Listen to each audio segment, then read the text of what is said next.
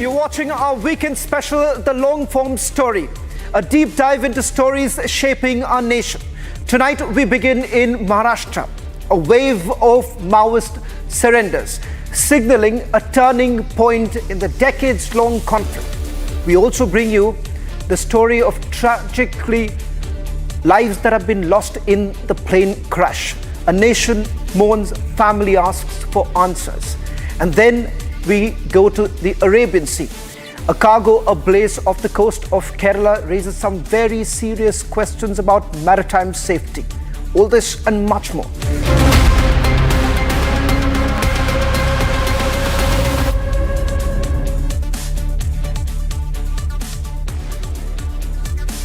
Ladies and gentlemen, tonight we bring you a rare and a powerful story. A story that echoes through the jungles of central India and reverberates with the hope of a nation long haunted by the crimson shadow of extremism.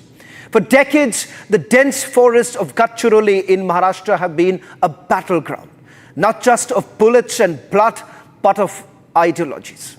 Lost generations and forgotten voices. It was here that the Maoist terrorism found fertile ground, fed by isolation, fear, and mistrust. But now something extraordinary is unfolding. In a symbolic and strategic blow to the outlawed Maoist movement, 12 top Maoist cadres with bounties exceeding 1 crore rupees have surrendered, choosing peace over violence, life over death, ballots over bullets. This is not just a shift in strategy, it's a shift in spirit. Gadchiroli is turning a new page, not with the sound of gunfire, but with the rustle of school books, the hum of development, and the return of hope. Tonight, witness a story of redemption, of resilience, and of a remarkable turnaround.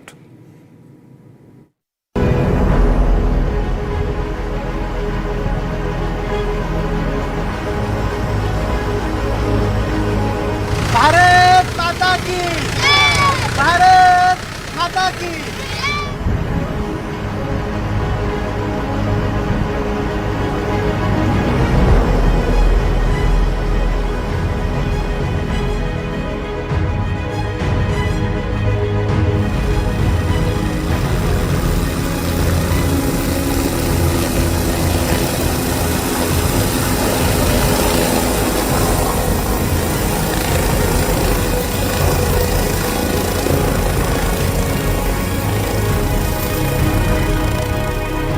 The chopper has landed, and from here we are heading towards the last village of Gadchiroli, that is the Kawande village.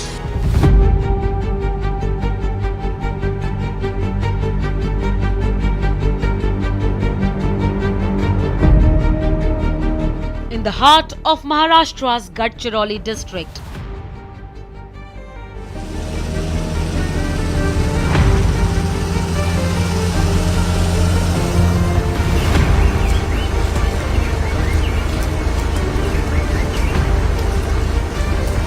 a new dawn breaks. After decades of conflict, the shadow of Maoist insurgency fades. 12 top Maoist cadres carrying a combined bounty of over 1 crore rupees have laid down their arms, signaling a new India.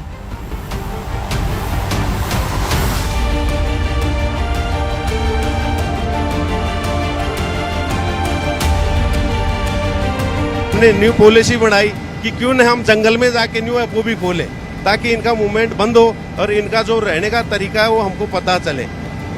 काफ़ी encounter में मारे जा रहे हैं, अब इनमें इतना साहस नहीं है कि फोर्स के सामने खड़ा होकर हम लड़ ले सके, क्योंकि इनका मोरल डाउन हो चुका है। Government, central government, state government काफ़ी इतने अच्छे काम कर रहे हैं, उनको समझा रही है कि भाई देखो तुमको अच्छी जिंदगी जिंदी है, आप मुख्य धारा में मिल जाओ, इधर आप तो एक दिन मरना ही है।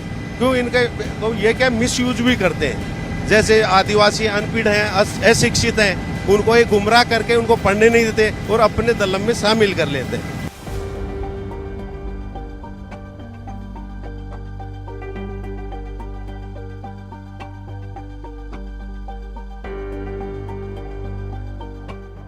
It all began with her surrender earlier this year.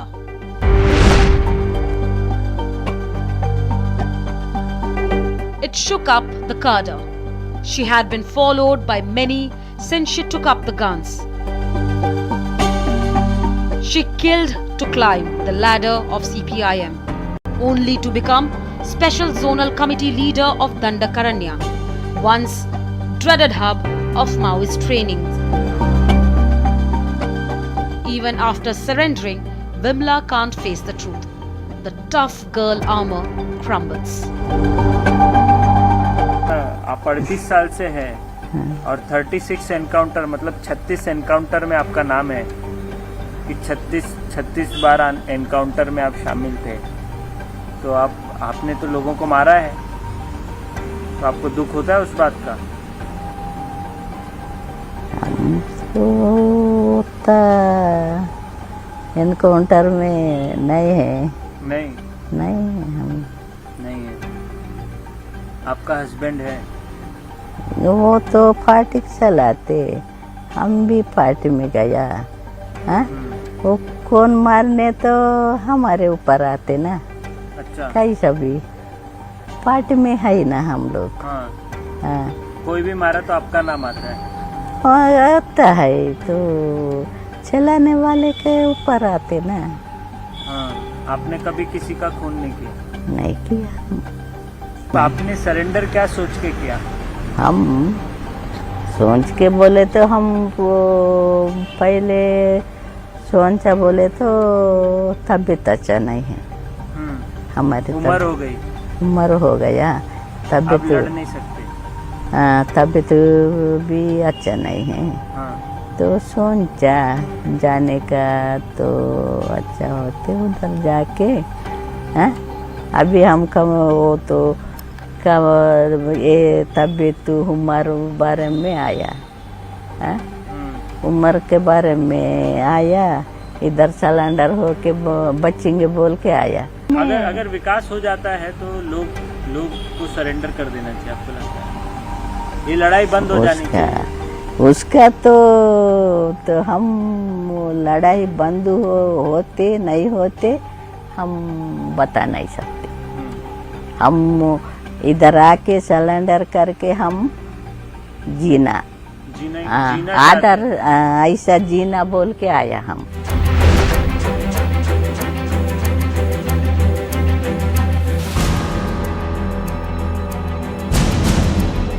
The lure of life has brought many more to surrender.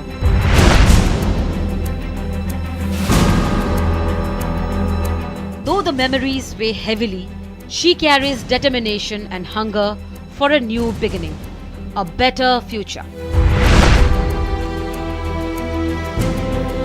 मैं वो समय छोटी थी, 14-15 साल उम्र था।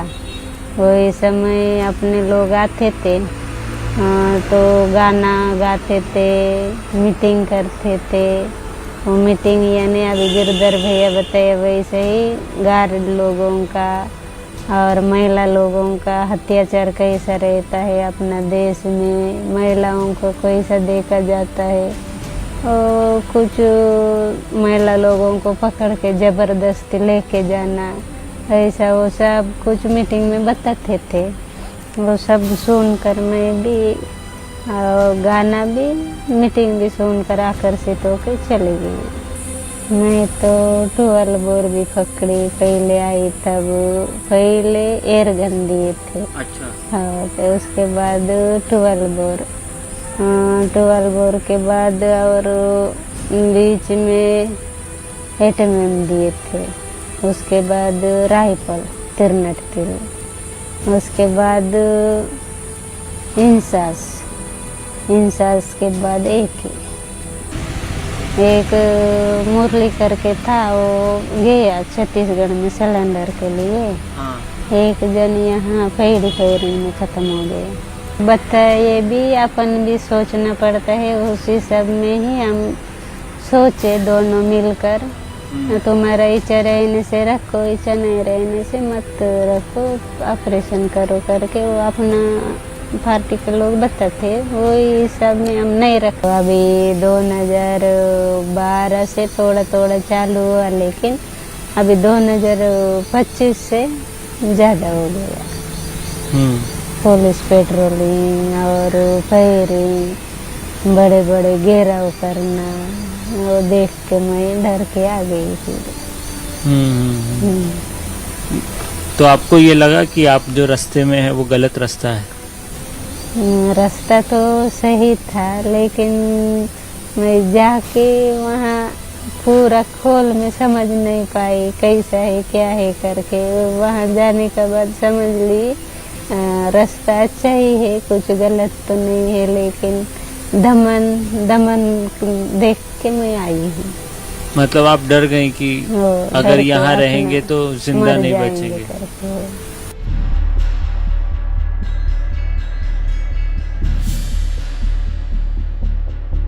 12 deadly killers, brainwashed terrorists, now desperately seeking to live even after killing hundreds of policemen.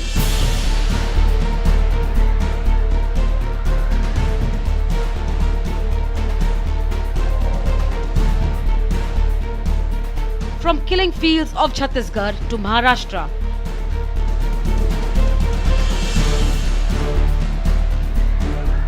last week they came out of the forest surrounding Kawande village, which have been their den for years.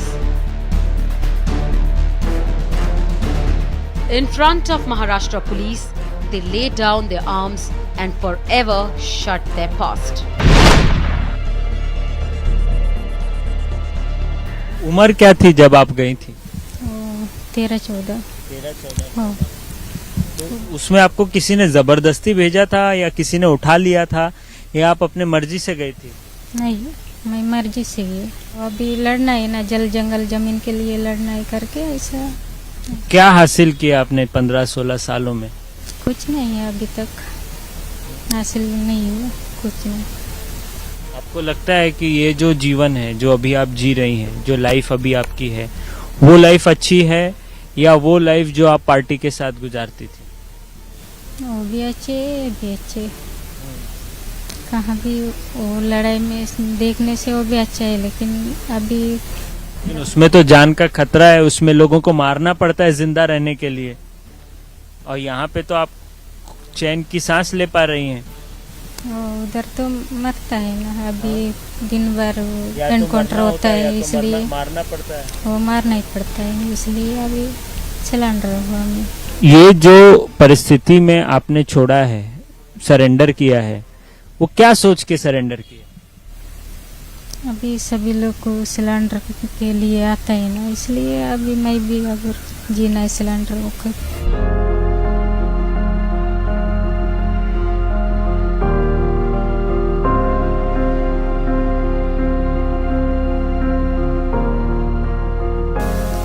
उम्र तो 14-15 साल था तब हमारे गांव में जो पहले के PW जो CPI PW ग्रुप था वो पार्टी आती थी, बाद में माओवादी बन गया।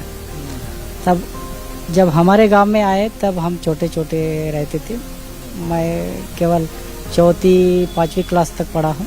पहले तो मैं नहीं सोचता था कि मैं जब LOS के कमांडर जैसे थे बामरागढ़ इलाके में, तब मेरा उतना कुछ नहीं था। फिर मैं 2007 के बाद मिलिट्री फॉर्मेशन में गया। मिलिट्री फॉर्मेशन में जाने के बाद मेरा ट्रेनिंग होते गया और कई आमुशों में कार्रवाइयों में मैं शामिल हुआ और सक्सेस भी हुआ। उसमें मैं उसी फ्लो में चले गया। मेरा प्रमोशन भी वैसे हो गया, AC से लेकर DVC से लेकर फिर SZC तक चले गए मैं।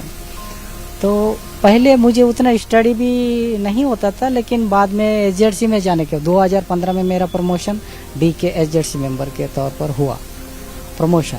तब मुझे स्टडी करने का भी थोड़ा टाइम मिला और मैं इधर उधर की किताबें पढ़ना और व्यवस्था के बारे में जानना और अपने पार्टी के बारे में जानना। पहला शादी मेरा 2003 में हुआ था। फिर वो पहला जो मेरी पत्नी थी, हाँ पार्टी के हिस्सा थी, AC मेंबर थी वो। फिर टिपागढ़ एरिया में एक गांव में एनकाउंटर हो गया 2017 में, उसमें वो चले गए।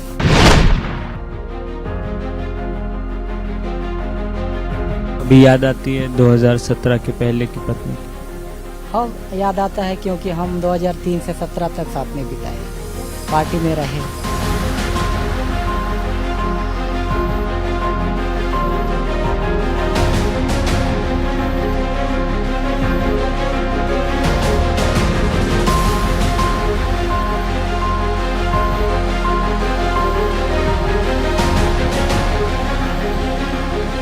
Gadchiroli is no longer a red zone on the map.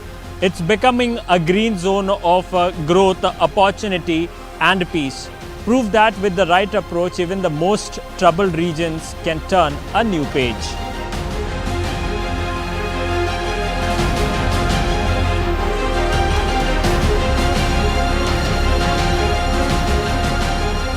The Red Corridor is a thing of past.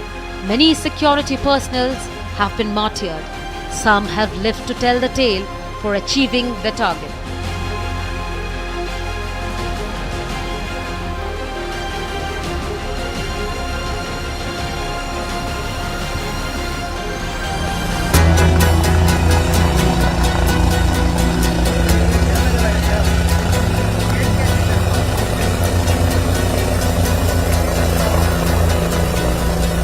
किस प्रकार से शांति बहाल की जा रही है, किस प्रकार से शहर को गांवों से जोड़ा जा रहा है? Actually we are doing all the good works with civil police, और जैसा आप देख रहे हैं FOBs खुल रहे हैं, और हम यहाँ पे not only we are providing security, we are doing all good works like civic action programmes. हम लोगों को एजुकेट कर रहे हैं, हम लोगों को ट्रेनिंग दे रहे हैं, और पुलिस के जो डिफरेंट स्कीम्स होते हैं सेंट्रल गवर्नमेंट्स के, स्टेट गवर्नमेंट्स के, हम नॉट ओनली हम giving them, we are ensuring that should be implement in a proper way. तो we are doing all our best, and I appreciate Gadchiroli police also, they are doing wonderful job maintaining peace and Naxal problem जो है यहाँ पे बहुत अच्छे से CRPF और civil police मिलके बहुत अच्छे से हम इस पे बहुत बढ़िया काम कर रहे हैं। Welcome to Gadchiroli. Once known as Naxal stronghold is now writing a new story. The story of development, peace and transformation. Inde village was part of this national park area which comprises 4000 square kilometer area. And आप देखेंगे कि ये जो border है vulnerable point से, जिधर छत्तीसगढ़ से काम करके ये अपना एम्बुश करके कुछ भी करके इधर आते थे और फिर गढ़चिरौली में ये अपना छुप जाते थे, क्योंकि जैसा भी बताया कमांडे इनका रहने का ही था। तो वुल्नरेबल पॉइंट पे हमारा एक बहुत मजबूत FOB खोलना बहुत ज़रूरी हो गया था, और हमें चूँकि नक्सलाइट्स को ख़त्म करना है तो कमांडे is the most vital important FOB, तो जिसके लिए हमें ये FOB कैंप खोलना पड़ा। From black forests to green futures, government presence is replacing insurgency. Kawande symbolizes a shift towards mainstream governance in an area once beyond reach.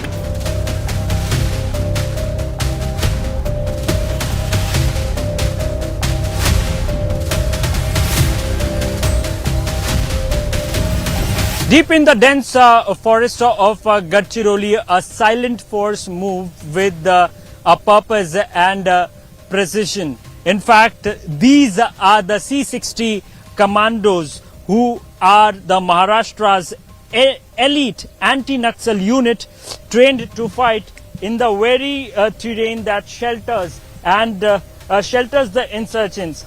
Formed in 1990, the C60 unit is made up of local youth, in fact toughened by the terrain, emotionally connected to the soil and fiercely committed to ending Naxal terror.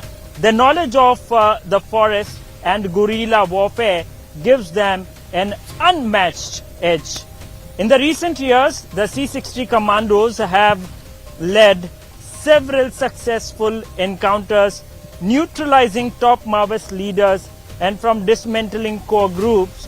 From the 2021 Mardin Tola operation to recent combing ops in Bamragad and Ettapalli, their swift action and intelligence coordination have turned the tide.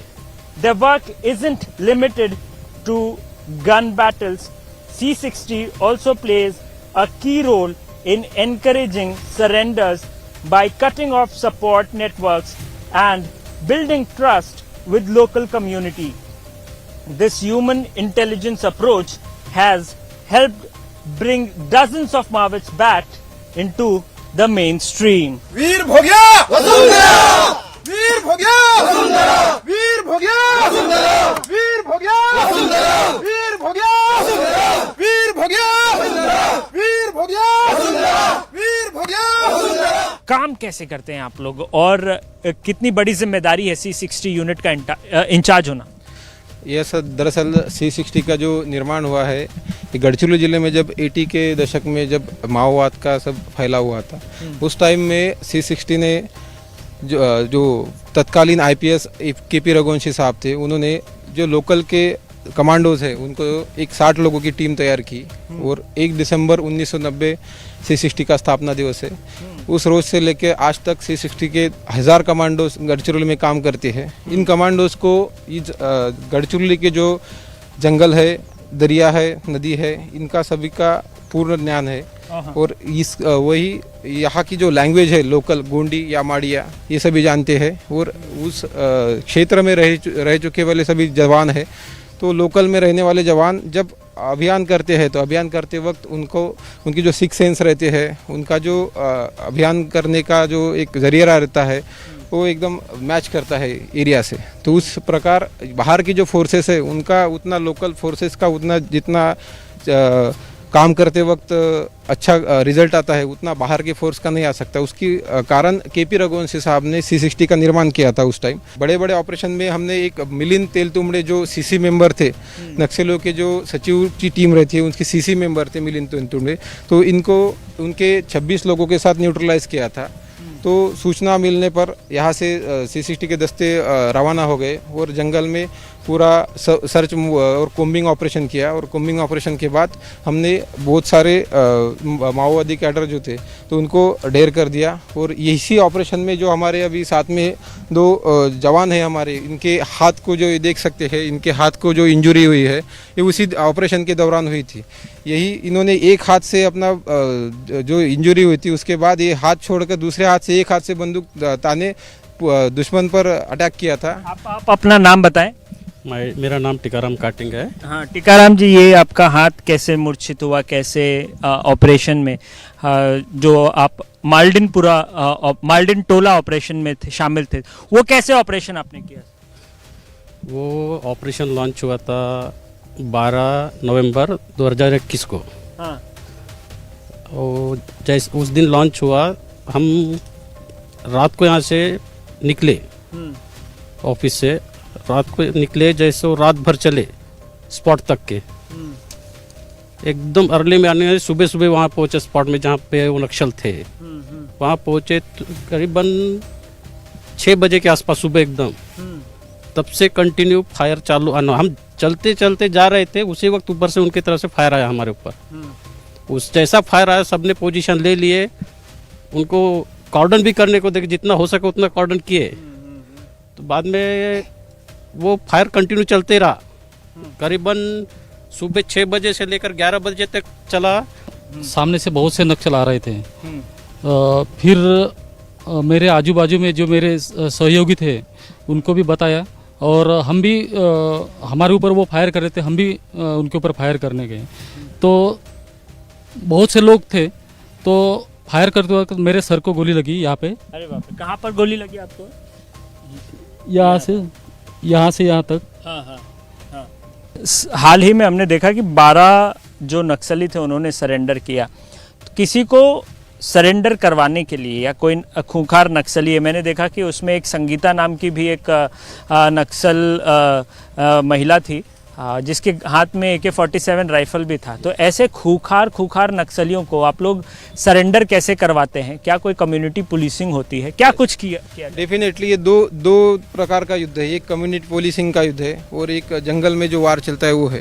तो Gadchiroli police ये काम करती है, जो civic action हमारा team है तो वो पूरे गांव में जाके जो सरकार की योजनाएं है उनका पूरा जानकारी लोगों को देते हैं और उसकी प्रकार वो सभी जो सिस्टम है हमारा तो उसके प्रकार लोगों को तक हम पुलिस पहुँचते हैं। यहाँ कैसा है गढ़चिरौली में, जो बहुत डीप जंगल एरिया है, वहाँ छोटे छोटे गांव है, छोटे छोटे टोले हैं, वहाँ तक सरकार या फिर ये बाकी की ये पहुँच नहीं सकते, क्योंकि माओइस्ट का बहुत ज़्यादा प्रभाव है और उतने रास्ते नहीं है, पुलिया नहीं है उसके कारण। तो उसके कारण ये जब हम पुलिस पेट्रोलिंग करते हैं, पेट्रोलिंग के दरमियान गांव को भेज देते हैं, गांव के जो उनकी समस्याएं जानते हैं, समस्या जानने के बाद हमें वो एसपी साहब या फिर कलेक्टर साहब तक पहुंचाते हैं और उसके बाद उसका समस्या का निराकरण होता है। तो इसी प्रकार सभी सिस्टम चलता है। तो इससे क्या होता है कम्युनिटी पोलिंग से कि हम उनके घर वालों तक पहुंच जाते हैं और उससे उनका मन परिवर्तन करके हम उनको सरेंडर करने के लिए सरकार की जो आत्मसमर्पण योजना है उसका पूरा जानकारी देके उनको डाइवर्ट कर लेते हैं और उनको सही क्या है गलत क्या है इसका मुलायजा करके हम उनको सरेंडर करवाते हैं। पिछले साल एक बड़े अभियान में हमने पूरे उत्तर गढ़चिरौली को क्लियर किया है।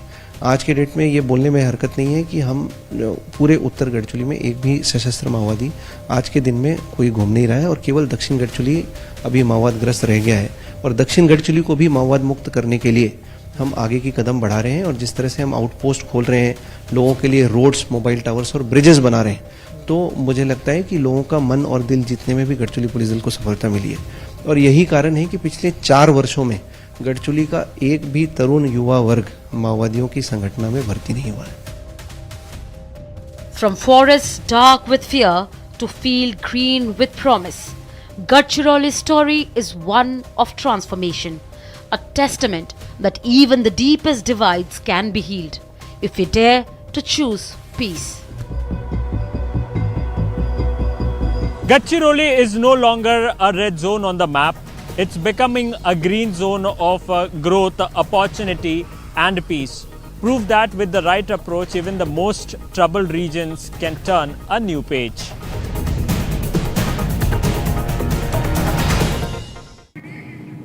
What happens when tragedy doesn't strike in the sky but falls from it?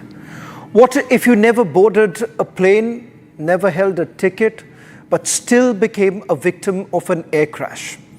On the afternoon of 12th of June, the quiet streets of Meghani Nagar behind Ahmedabad's BJ Medical College were just jolted into history, not by choice, not by chance, but by catastrophe. An Air India Boeing 787, just 53 seconds into the flight, fell from the sky, crashing not into open fields, not into an airport perimeter, but into the heart of a college hostel, a place where young medical students were eating lunch, where chai was being served, where children were playing. In that moment, a canteen became a graveyard. And lives that had nothing to do with the aviation loss that we saw, lost in the debris of one aircraft's fatal descent. Tonight, we tell you the story beyond the crash, of young dreams lost midlife, of homes reduced to rubble, of survivors who still hear the blast in the sleep. We bring you the haunting eyewitness accounts, ground reports, and the unanswered questions that now demand national attention. This is not just about what failed in the sky, it's about what fell on the ground. This is about the invisible victims of India's worst aviation disaster in recent memory. And ladies and gentlemen, these are not just numbers. These are real lives.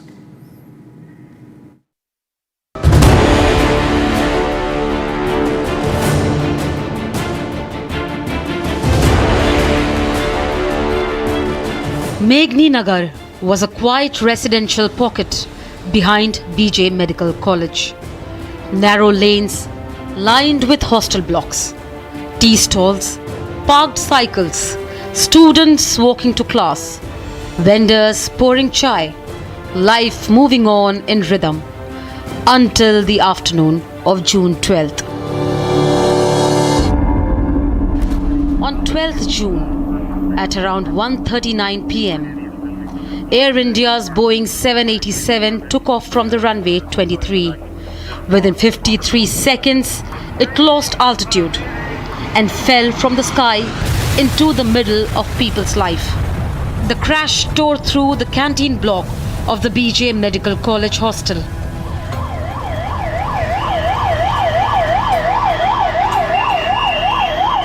Just days ago, this was a canteen filled with students. Today, it's a slab of debris. The college mess flattened to the ground.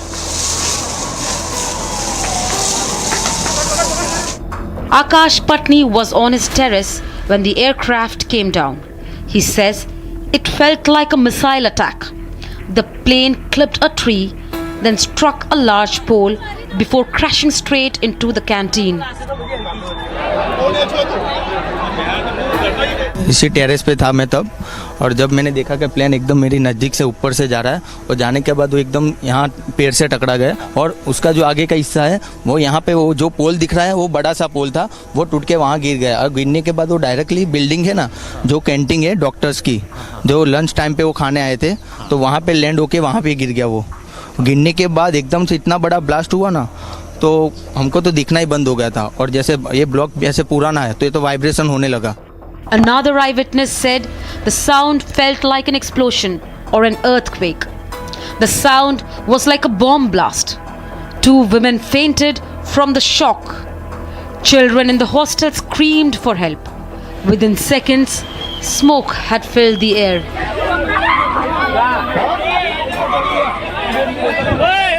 जब विमान आवाज़ करता आया और यहाँ पे clash landing कर दी, और यहाँ पे धमाका हुआ, 2 बार धमाका हुआ, बड़ा बड़ा बम फटा है का तो भूकंप आ गया है, ऐसे मेरे को लगा। और घर में से हम दौड़ते दौड़ते बाहर निकल गए, पब्लिक भी सब भागने दौड़ने लगी, तो देखा तो धुआं धुआं था यहाँ पे। तो हम वहाँ जाके खड़े हुए, तो वहाँ जाके फिर खड़े हुए तो देखा तो ये विमान क्रैश हो गया है। 2-3 दोस्त थे, हम भाग के यहाँ देखने के लिए आए, तो सब जले हुए इंसान थे, अब सब भाग रहे थे। मैंने खाने का भी एक ही निवाला खाया था, छोड़ के मैं तुरंत बाहर आया। मैंने क्या हुआ, मैंने कहा भूकंप तो कुछ नहीं आया, तो बाजू वाले देखा तो 2 लेडीज से बेहोश हो गई, इतना जोर से धमाका आया। फिर मैंने देखा, सबने बोला कि प्लेन गिरा, तो देखा तो चारों तरफ धुआं था, और आग लगी थी, आग की लपटें दिखी थी जोरदार। फिर मैं दौड़ के गया, मैंने फिर वहाँ मैस में आया बॉयज़ हॉस्टल के, तो वहाँ देखा बच्चे चिल्ला रहे थे, बोले बचाओ बचाओ। They are pulling bodies out from under the slabs of concrete. Some so charred that they can't be identified. The rescue workers are moving rubble with their bare hands. But in many rooms, there's nothing left to rescue. सारे लड़के मेज में खाना खा रहे थे ना, उनके ऊपर बहुत सारे चट्टानें गिरी हुई थी। 3-4 लोगों की डेथ हुई है, हमने वो भी देखा है, उनकी बॉडी भी देखी है। लास्ट में उनकी बॉडी भी निकाली थी, एक बच्चे की भी डेथ हुई थी अंदर, फिर हमने जाके उधर रेस्क्यू किया। The Juniors Doctor Association has confirmed the loss. 4 MBBS students died inside the hostel mess when the aircraft crashed. 4 more lives were lost in the super speciality block. Nearby, all family members of resident doctors living in the Atyulam building, none of them had anything to do with the flight. Inside the mess, lunch plates were still on the tables. Half-eaten thalis lay scattered under rubble. Some chapatis had turned brittle. By the time rescue teams arrived, the roof collapsed while students were eating. Jaiprakash, Manav, Aryan, Rakesh, all young medical students, were eating lunch in their hostel canteen when the plane came down. Crushed, burnt and buried under a plane they never boarded. Their names will never appear on the passenger list, but they were victim of that flight too. This mother is lucky. Her son survived. But as she holds him, she knows others didn't. She is holding on not just for herself, but for every mother who no longer can. It wasn't just students who died. A 16-year-old T-boy serving outside the hostel gate was killed instantly. His mother ran into the fire to save him, and she's now in the ICU with third-degree burns. वो चाय की किटली चला रहा था जब plane crash हुआ था, तो वहाँ पास में ही खड़ा था, वहाँ जहाँ क्रैश हुआ वहीं पे ही लड़का खड़ा था, तो वहाँ तुरंत वो जल गया और उसकी मम्मी उसको बचाने के लिए गई, मगर लड़के को पहचान नहीं पाया, हालत इतनी भयंकर हो गई थी, तो वो अंदर जाने के बाद वो भी कम से कम बहुत ज़्यादा जल गई है, वो अभी सिविल हॉस्पिटल में भर्ती हुई है। As parents wait outside hospitals, the medical fraternity has begun asking questions. As families wait to receive the bodies of children, Union Civil Aviation Minister Ram Mohan Naidu has said that each body will be handed over as soon as DNA identification is confirmed. We have instructed Air India also to facilitate in the process of assisting the families of the passengers in whatever way is required. The DNA testing is also happening on one side so that the bodies can be identified and be given to the respected families, and we are hoping that process also gets finished as soon as possible, but the documentation and the procedure needs to be followed, and we are ensuring that there doesn't be any lapse in the process or the protocol that needs to be followed. The Indian Medical Association has called this a collective tragedy for the medical community. They say the students who died here were no different from those who died in the aircraft. They were victims of the same disaster. The IMA Gujarat branch has demanded compensation for the families of the students who died. They have also asked the Gujarat government to immediately relocate the remaining students. हमारी Tata sons के N Chandrasekaran को विनंती है, request है कि वो ये तबीब को लिए और उनके साथ जिन्होंने अपनी जान गंवाई है उनके लिए भी 1-1 करोड़ की जाहिरात करे, और गवर्नमेंट ऑफ गुजरात को भी हमारी रिक्वेस्ट है कि हॉस्टल अब टूट गई है तो उनके लिए आगामी समय में विद्यार्थियों के रहने के लिए कोई योग्य व्यवस्था की जाए। The Indian Medical Association has written to the chairman of Tata Sons. They have asked for the same financial assistance to be extended to the families of the medical students. Two senior voices from the Indian medical community have stepped forward. Dr. Saurav Kumar, an accomplished neurosurgeon and former vice president of IMA Student Wing, and Dr. Dhruv Chauhan, national spokesperson for the IMA Junior Doctors Network, have together written to the Chief Justice of India, urging the Supreme Court to take suo motu cognizance of the tragedy. The wings of the aircraft are still lying near the building, torn, twisted, set ablaze. Tires from the landing gears are scattered across the street. A row of broken windows from the plane's body lies near the mess wall. What's left of the cockpit is crushed, barely recognizable. The raging inferno at the crash site of the Air India plane reached temperatures of nearly 1000 degrees Celsius. Close by, a tree lies snapped in half. The pole it struck is on the ground, bent like wire. Water cannons had to be used for more than 8 hours to cool the area. The impact of the crash didn't stop at the hostel. Nearby homes in Meghninagar have suffered structural damage. Walls have cracked, windows shattered. One family says their house shook like an earthquake when the aircraft hit. They have been living in fear since June 12th.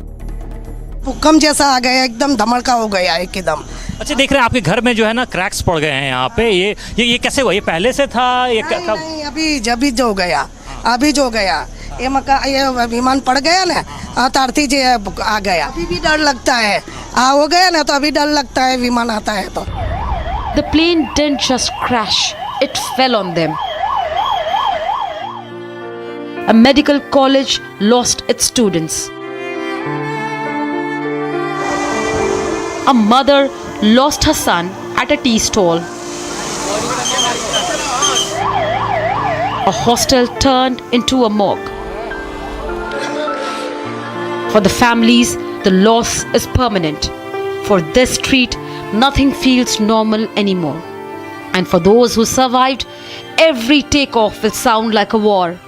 The air crash will forever haunt survivors and the residents of the area.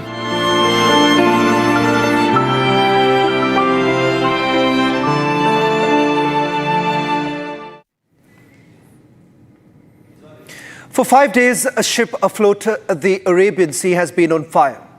What started as a routine voyage from Colombo to Mumbai has turned into a full-blown maritime mystery. On 9th of June, the MV Wanhai 503, a Singapore-flagged cargo ship, sent out a distress signal off the Kerala coast. Moments later, it erupted into flames. Explosions followed, and since then, the fire has refused to die down. 18 crew members abandoned the ship. 4 are still missing. But as India's Coast Guard fought to contain the blaze, deeper questions have emerged. There are serious discrepancies in the shipping logs, hints of undeclared cargo, and a trail that spans 6 ports across Asia. What exactly was the ship carrying? Why were trained crew forced to jump ship? And why has the fire lasted for nearly a week? Republic is tracking every layer of this developing crisis, from Kerala's burning coast to Mumbai's busy ports to official records from international shipping routes. This isn't just about one vessel. It's about a potential environmental fallout, missing lives, and a global shipping system under serious scrutiny. Not just this, it also talks about one of the daring operations ever carried out by India's Coast Guard. Here's the story of how the Indian Coast Guard has been battling one of the biggest challenges.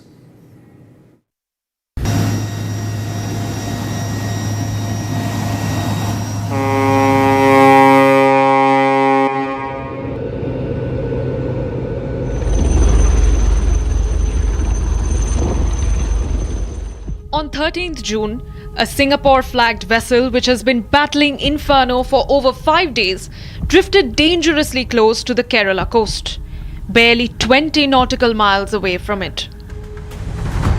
The Indian Coast Guard, high on alert since the beginning of this operation, conducted a daring aerial exercise, tugging the vessel back into the sea. This, while joint operations went on war footing to bring the blaze under control. This is the story of the burning ship. June 9th, 2025.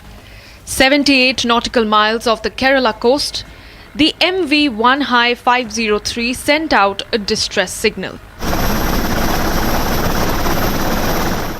Moments later, the silence of the Arabian Sea was broken by a blast. The Wanhai 503 was en route from Colombo to Mumbai, a regular transit through India's exclusive economic corridor in the Eastern Hemisphere. On board, 22 crew members, and in its hold, 1,754 containers. 90 kilometers from the coast of Kerala, an explosion was reported from the underdeck of the ship, igniting a massive onboard fire that rapidly consumed large sections of the ship.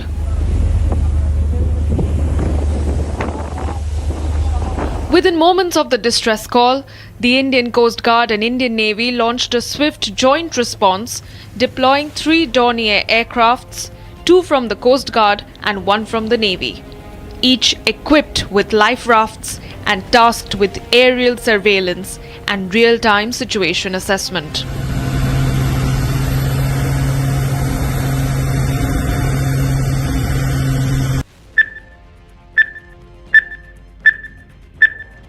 Within 12 hours, 18 crew members were successfully rescued through coordinated efforts by the Indian Coast Guard and Navy, even as the vessel remained adrift, unmanned, and engulfed in flames across its forward cargo holds and accommodation areas.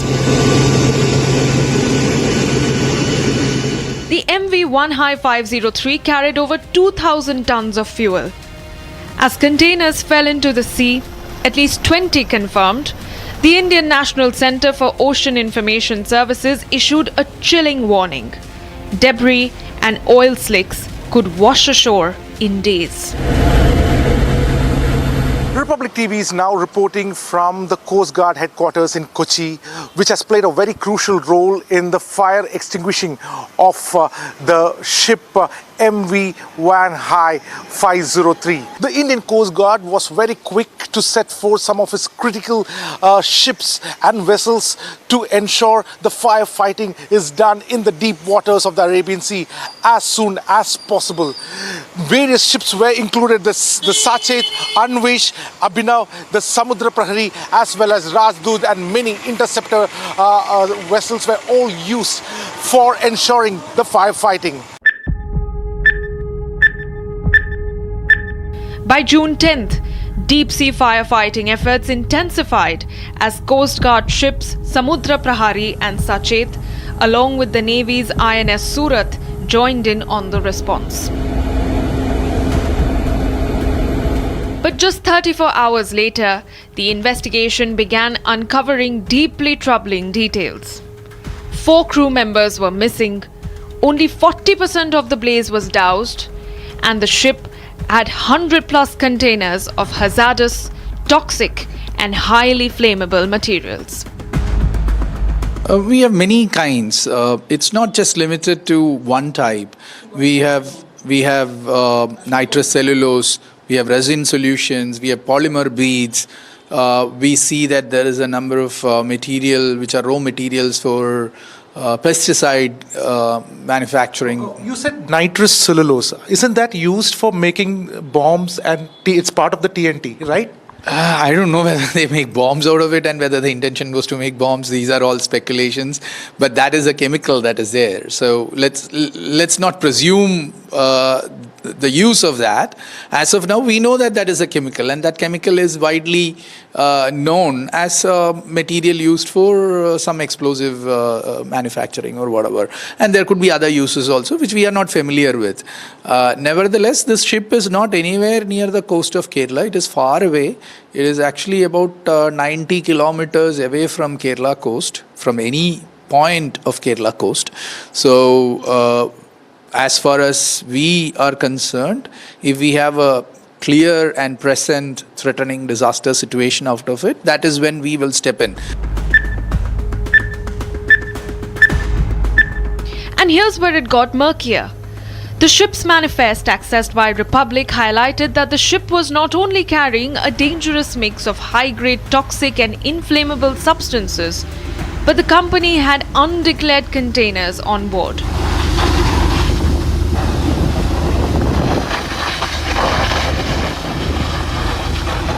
This Singapore-flagged ship with dangerous cargo was on its way to the Nhava port in Mumbai, a ship that was abandoned by 18 trained merchant mariners during distress. We are now at Nhava port near Mumbai. The container ship MV Van Hai 503 departed from Kaohsiung, Taiwan, and is en route to this port. A thick cloud of mystery surrounds the container vessels MV Van Hai 503, which caught fire mid-sea. The ship en route from Kaohsiung, Taiwan to Nhava port near Mumbai. It was sailing at a speed of 14.4 knots and was expected to arrive here, Nhava port, on 10th June at 4:30 p.m. We are now at Nhava port near Mumbai. With this incident, questions are now being raised about the nature of the consignment, who owned the cargo. Maritime officials are investigating whether there was any mismatch between the declared cargo manifest and what was actually on board. Republic's deep dive into the case later revealed a startling discrepancy. 143 containers were loaded across 6 port calls, including Kaohsiung, Hong Kong, Singapore, Port Klang, and Colombo. This, while the original manifest mentions 157 containers that were to be unloaded. Hence, 14 containers went missing. No explanation, no documentation. Between Kaohsiung in China and Colombo in Sri Lanka, the Wanhai 503 made 6 port calls. During this route, 143 hazardous containers were loaded. So where were the 14 missing containers? And what was Wanhai trying to hide? And while Republic secured first-hand confirmation from the Indian Coast Guard on what may have triggered the recurring explosions on board, as of now, we are not very sure as to what initiated the explosions and what was causing them to be, what was causing those chain reactions. But the likelihood is high that the cause of explosion is the dangerous goods and cargo that the vessel was carrying. beyond these revelations, a veil of mystery still surrounds the ship's hazardous consignment bound for Mumbai, and the fate of the 4 missing crew members remains unanswered. So how many total containers were there? 143. 143. No. You mean the total container number of the DG cargo or on board? You mean to say? On board. On board, total number of containers are 1754. 1754. And the DG cargos? DG out of that is 143. Okay. 3 days later, the firefighting operations continued. The vessel remained structurally afloat but continued to pose significant hazards due to the ongoing fire and quantities of heavy fuel oil and diesel oil on board. At least 3,000 litres of foam had been mobilized to the Baipur coast for salvors to battle the inferno.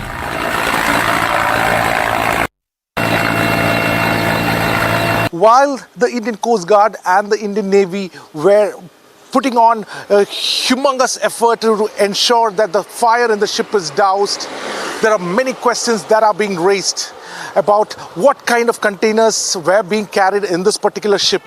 Were there any discrepancies in this way the containers are who were these containers meant for? Especially there were some hazardous chemicals as well as some explosives which were being carried. 5 days on, the Indian Navy augmented the efforts with the aerial insertion of a salvage team.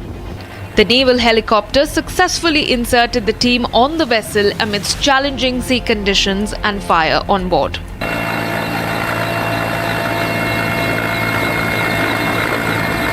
But the Wanhai fiasco isn't the only maritime disaster that Kerala had to confront. Just days earlier, a Liberian-flagged cargo vessel MSC Elsa 3 sank off the Alappuzha coast, spilling hazardous cargo and oil. On June 12th, the Kerala High Court ordered the arrest of MSC Manasa F, another vessel from the same fleet, due to environmental hazard its sister ship posed. Republic decodes what the order means. How do you read this order that has been given by the High Court, which has in fact asked MSC, which is the Mediterranean Shipping Company, to pay a hefty fine? There are two aspects. Number one is the Kerala High Court has interfered in two different perspectives. Number one is a commercial perspective on a repetition filed by various merchants, cashew importers. That is one aspect of it. And the other aspect of it, there was a public interest litigation filed by one of the member of parliament, wherein the Kerala High Court has given a very strong, stringent orders, wherein proper directions have been given to the appropriate government, the state government, to take all actions, whatever possible, under the Merchant Shipping Act and also various international conventions. As the smoke still rises from the Arabian Sea, what's left behind is not just a burning vessel but a trail of unanswered questions. A ship carrying hazardous cargo, a manifest that doesn't match, trained mariners who jumped ship, and 4 lives still accounted for. Republic asks, what was the MV Wanhai 503 really carrying? Why did it burn for days unchecked? And most crucially, what is being kept from the world?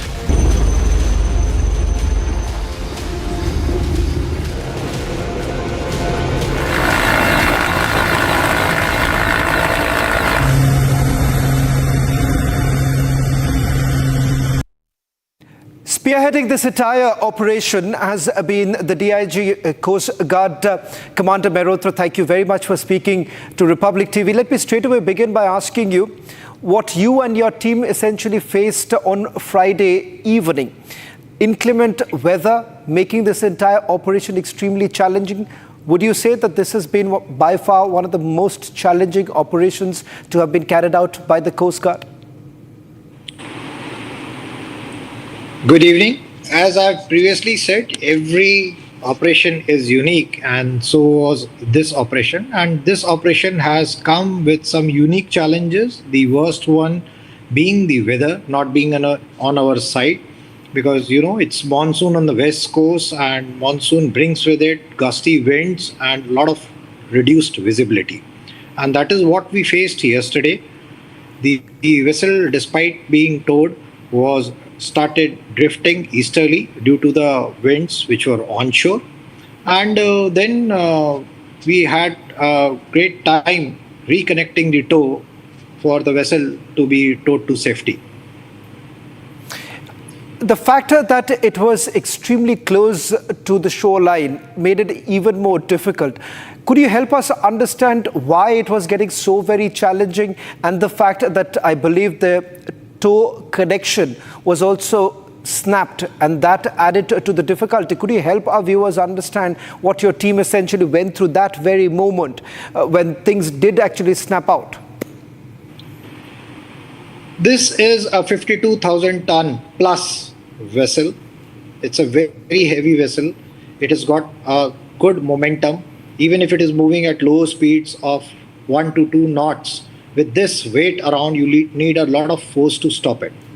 So what happened yesterday, when the winds came, as most of the cargo has burnt out, the vessel was in a lighter condition, and hence the winds were able to have more effect on it and push it towards the shore, which resulted in exertion on the ropes, and the rope snapped.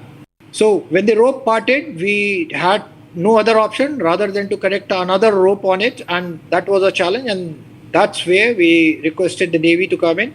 They came in with one of their helicopters, and from the helicopter we winched down the salvors and our personnel, who then connected the rope, and then that rope was picked up by a tug assisted by us, and we were able to take the vessel away. From the long form team, hope you enjoyed as much as we did putting the show together. Watch the repeat telecast tonight at 11 o'clock and on Sunday noon. We'll be back next Saturday.